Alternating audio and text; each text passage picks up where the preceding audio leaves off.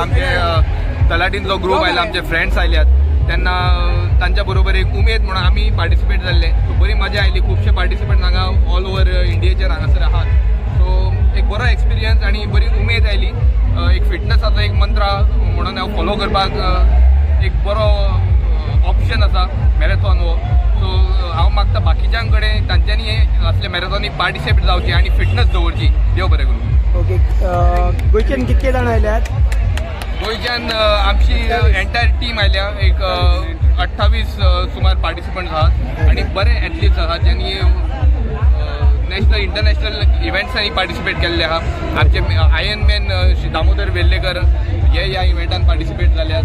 आमचे बाकीचे fitness वेगळसाचे team आसा.